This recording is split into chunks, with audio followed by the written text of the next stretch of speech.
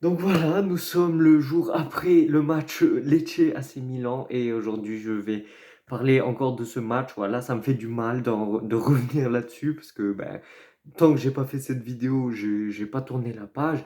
Mais d'un côté, les vidéos comme ça faisait longtemps que j'en avais pas fait et pour éviter que les gens croient que je fais que des vidéos comme ça quand Milan gagne, ben, et aussi il faut être présent quand Milan perd et c'est pour ça que j'ai le maillot de l'AC Milan et les Charles de l'AC Milan parce que dans le bien comme dans le mal, il faut supporter l'AC Milan. Donc voilà, je vais mettre des notes à l'ensemble de l'équipe qui a affronté le Lecce hier.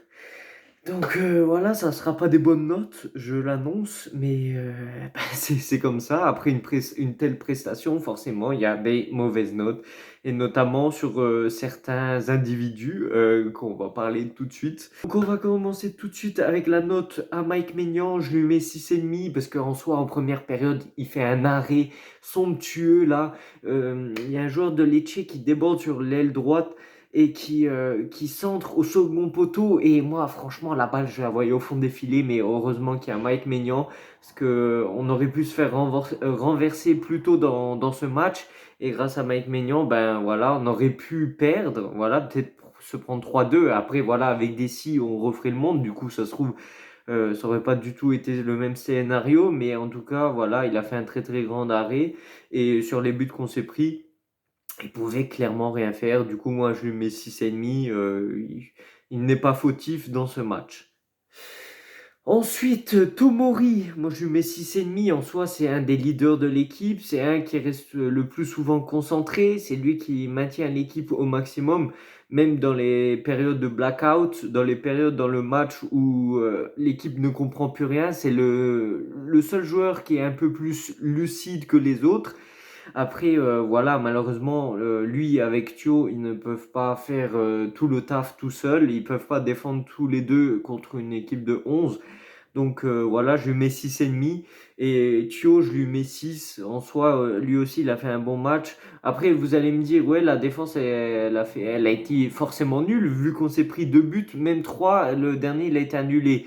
Mais en soi, là, les buts qu'on se prend, le premier but, c'est sur corner. Et celui qui était au marquage, c'était Moussa.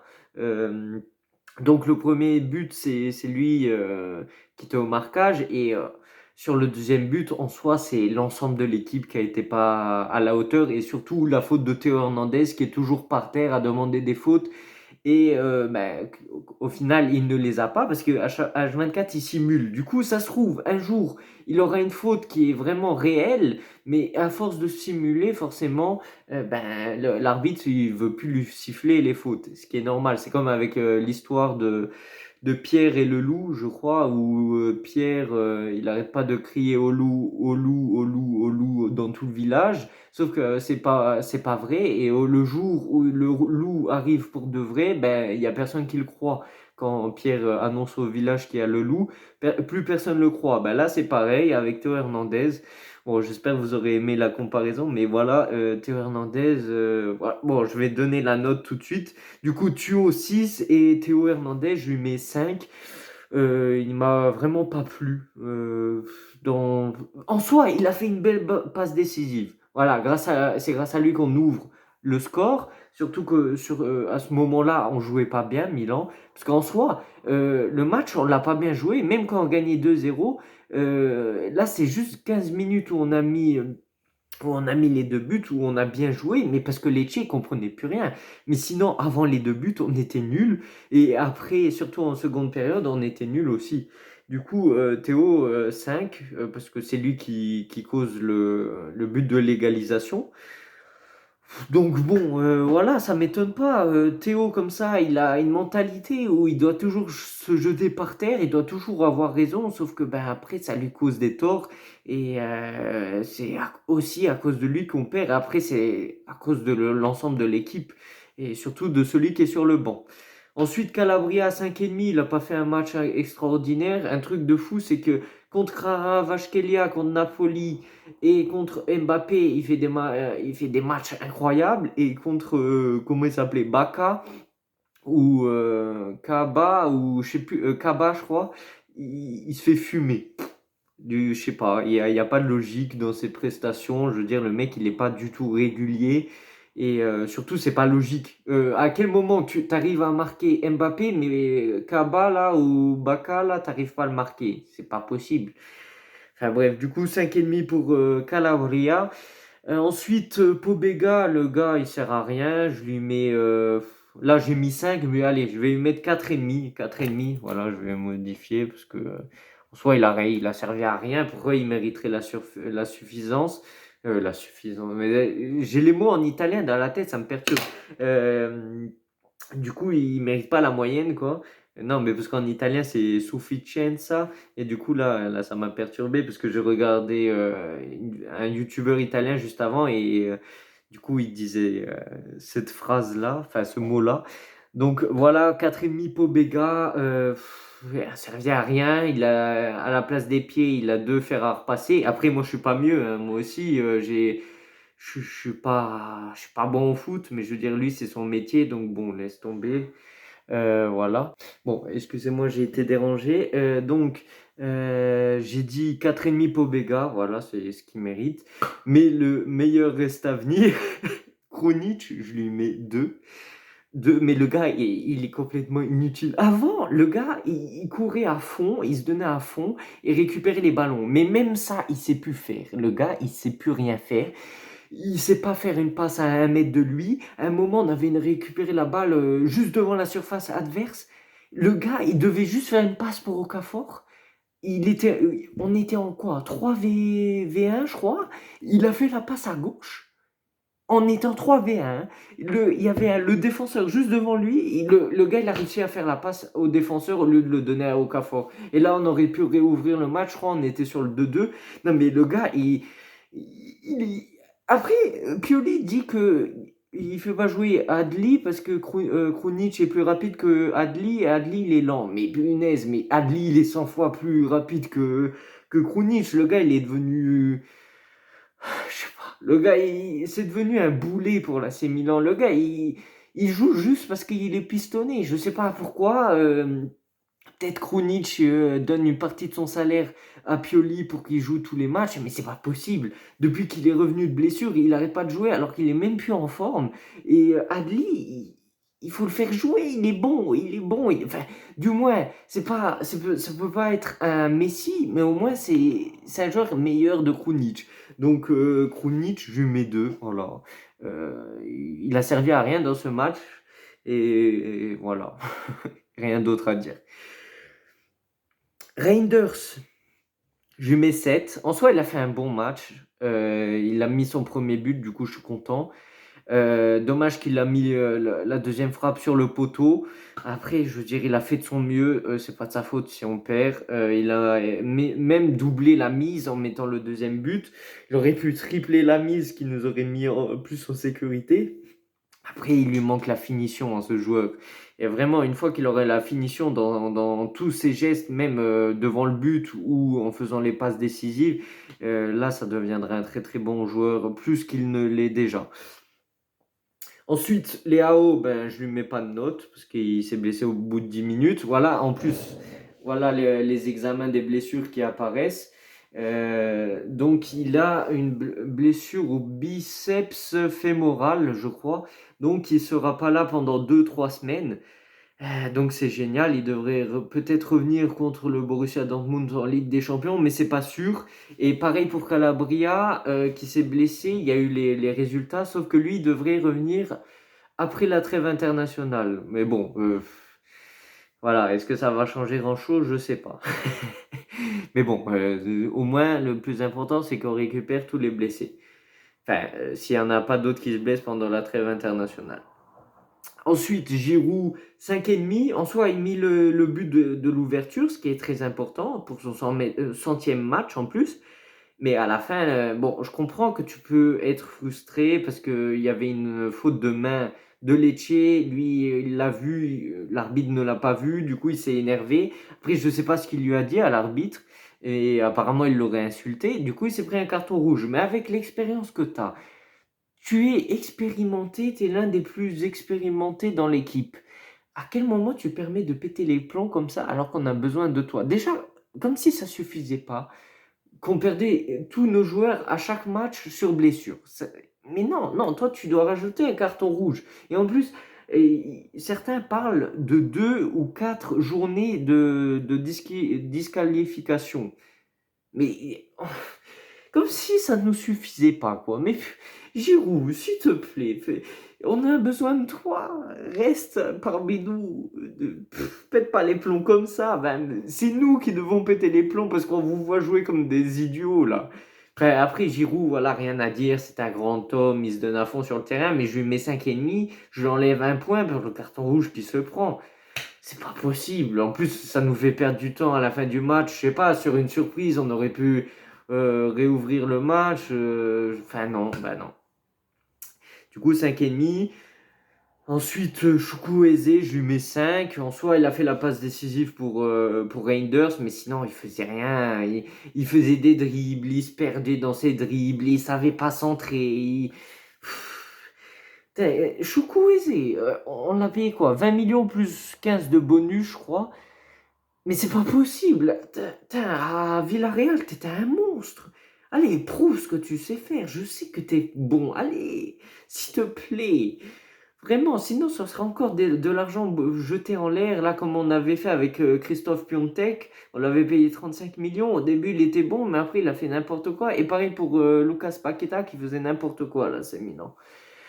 Du coup, on va passer au remplaçant. Donc, on commence avec Okafor, je lui mets 5,5. Il a dû rentrer à la 10e minute à la place de Leao qui s'était blessé. En soi, je m'attendais beaucoup plus de sa part. Après, il a fait la différence sur le premier but. Il a fait le 1-2 avec Théo Hernandez qui lui a permis d'ouvrir le score sur le centre à Giroud qui l'a mis au fond des filets avec le ventre en plus. Mais je m'attends beaucoup plus de la part de Okafor, surtout quand Leao n'est pas là. Du coup, forcément, il y a plus d'attente. Parce que sur le côté gauche, il y a Leao qui fait la différence. Et du coup, là, en plus, il va être absent. Leao, il va être absent jusque, je sais pas, début décembre, on va dire. On aura besoin d'un Okafor très percutant, aussi percutant que Leao. Mais bon, avec un peu plus d'envie. Et ça serait vraiment parfait. Parce que vraiment, Okafor, il a du potentiel, on le sait. C'est juste, il lui manque un petit quelque chose. Voilà, un peu de fantaisie aussi. Et je pense qu'il pourra nous régaler. Mais là, pour ce match, il n'a pas fait grand-chose. Je suis un peu déçu, mais je sais qu'il pourra nous être utile au cours de la saison. Ensuite, Moussa, je lui mets 5, mais en soi, c'est même pas de sa faute. C'est l'entraîneur. Il le fait rentrer en tant que défenseur droit, alors que le gars de base, c'est un milieu de terrain. Qu'est-ce qu'il le fait jouer défenseur droit? Surtout qu'il a rien compris. Il l'a fait jouer défenseur droit. Il a fait n'importe quoi. On se prend le premier but, c'est à cause de lui. Voilà, parce qu'il devait être au marquage sur Sansone, mais il l'a perdu. On s'est pris la photocopie du premier but qu'on s'est pris contre le PSG à domicile à San Siro, là, sur le but de Skriniar.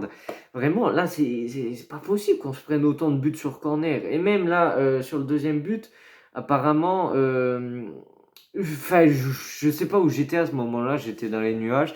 Apparemment, Théo Hernandez était par terre parce je sais pas, il était blessé, soi-disant. Et Moussa, il avait eu la balle, sauf qu'au lieu de mettre la balle en touche, il a perdu la balle et on s'est pris la contre-attaque du but. Après ça, j'ai pas vu. Mais c'est pas possible aussi que Pioli le mette dans des conditions pareilles. C'est normal. Le gars, après, il comprend plus rien. Il a joué à la 45e minute défenseur droit. Après, il a sorti Pobega. Il a fait rentrer Florenzi pour que Florenzi prenne sa place et que Moussa revienne au milieu de terrain. Mais putain, après, les joueurs, ils comprennent plus rien. Ils savent plus quoi faire. Surtout qu'il avait mal commencé la seconde période. Du coup, après, même en tant que milieu de terrain, il comprenait plus rien. Il faisait n'importe quoi. Donc voilà, 5 pour Moussa. Mais en soi, c'est un bon joueur. C'est juste là, il a mal fait son match. Il a vraiment très mal joué. Florenzi, je lui mets 5,5. Il n'y a, y a rien de spécial. Voilà, 5,5. Il aurait dû rentrer à la place de Moussa dès la fin de la première période, suite à la blessure de Calabria. Mais non, Pioli s'invente des scénarios dans sa tête. Il se prend pour Pep Guardiola, je sais pas. Il s'est regardé dans un miroir à la mi-temps et s'est dit: Oh, on gagne 2-0. Est-ce que je vais tenter de faire une Pep Guardiola, de m'inventer un scénario de dingue en mettant Moussa défenseur droit? Non, bah non. Au lieu de mettre Florenzi, non, le mec il met Moussa. Et c'est quoi l'excuse? C'est parce que apparemment Moussa il court plus vite que Florenzi. Mais Moussa, c'est pas son rôle, le défenseur droit. Florenzi, c'est son rôle. Du coup, dans ce cas, vu que il y a toute l'équipe qui court plus vite que Florenzi, dans ce cas, tu mets Leao défenseur droit, tu mets Okafor défenseur droit, tu mets, enfin, je sais pas, tu mets Bon, Pulisic, tu est-ce qu'il court vite? Bon, ça va, mais dans ce cas, tu mets quoi? Tu mets Léao défenseur droit parce qu'il court plus vite pour défendre Kaba, là, ou je sais plus comment il s'appelle. Non, mais le gars, il a des problèmes. Enfin, du coup, 5,5 Florenzi, c'est pas de sa faute en soi. Jovic, 3, je sais pas pourquoi Pioli le fait rentrer. Le gars, c'est un ex-joueur, c'est bon, le gars, il touche même pas un ballon durant le match. Euh, il n'y a rien à dire. Après, là, si les joueurs ils rentrent, ils sont pas dans leur rôle ou ils font n'importe quoi, et c'est aussi à cause de l'entraîneur. Du coup, Pioli, je lui mets un. Il a ruiné le match. On avait gagné 2-0. Le Lecce, enfin, on gagnait 2-0 à la mi-temps. Lecce, ils avaient même pas envie de gagner. Mais ils ont vu en seconde période qu'on était nuls. Et ils se sont dit, ouais, bah, on peut tenter quelque chose contre 7 AC Milan. Mais sinon, en première période, ils nous ont laissé jouer, ils nous ont laissé gagner. Ils se sont dit, oh, de toute façon, on a perdu. Mais en seconde période, quand ils ont vu que Pioli, il s'est pris pour Pep Guardiola, ben forcément, ils se sont dit, ah ben ça, on peut se la jouer. Et oh, jusqu'à la dernière minute, on a souffert, hein, et on aurait pu perdre encore. Heureusement qu'ils nous ont annulé le but, quoi. Du coup, Pioli, vraiment, il se prend pour Pep Guardiola, alors que le mec, il est limité dans sa façon de penser, tout simplement. Déjà, à quel moment tu mets Krunic et Pobega, les deux ensemble titulaires? Déjà, juste tu mets Krunic, c'est grave, mais tu mets Krunic et Pobega, vraiment, c'est de l'autodestruction, c'est du sabotage. Le gars, en fait, c'est une taupe, en fait, c'est un agent secret, il travaille pour les autres équipes, c'est pas possible. Il a des contrats avec tous les clubs de Serie A, et en fait, il doit s'auto-saboter son match, quoi. Alors qu'on gagnait 2-0 contre Lecce, s'il vous plaît. Contre Lecce. C'est une équipe qui se débrouille, si vous voulez. Mais quand une petite équipe gagne 2-0, on doit plus leur donner l'espoir qu'ils reviennent dans le match. Là, c'est vraiment de notre faute hein, si on a perdu. C'est pas possible. Vraiment, je suis dégoûté. Je vais faire une vidéo sur le retour d'Ibrahimovic. Ça a été annoncé la semaine dernière, mais je ne sais pas pourquoi il vient pas. Et j'espère qu'il viendra au plus vite parce que apparemment la société ne veut pas virer Pioli. Du coup, le seul espoir, c'est que Ibrahimovic revienne. Parce que en soi, Stefano Pioli, ça a toujours été un entraîneur assisté. À l'époque, quand il n'y avait pas Ibrahimovic, il y avait juste Pioli sur le banc, on s'est pris 5-0 par l'Atalanta. 5-0, je m'en souviens encore de ce match.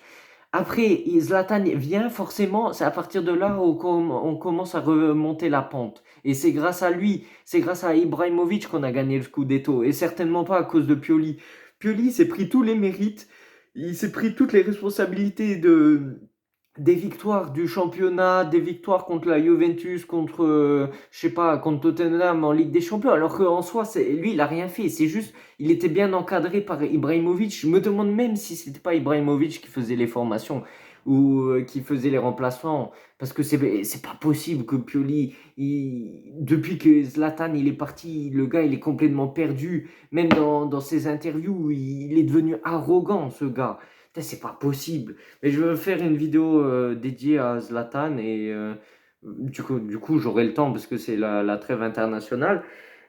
Et donc voilà, je ferai aussi une vidéo mercato, je pense. Donc voilà, j'espère que la vidéo vous aura plu. N'hésitez pas à liker, partager, commenter cette vidéo et dites-moi ce que vous en pensez. Dites-moi pour vous qui est le pire joueur du match d'hier Lecce-Milan et qui est le meilleur joueur. Pour moi, c'est du coup Reinders s'est pris 7 et le pire joueur, sans compter Pioli. Du coup, Pioli s'est pris un 1, mais sinon c'est Krunic. Du coup, voilà, on se retrouve dans une prochaine vidéo. Sur ce, ciao, ciao.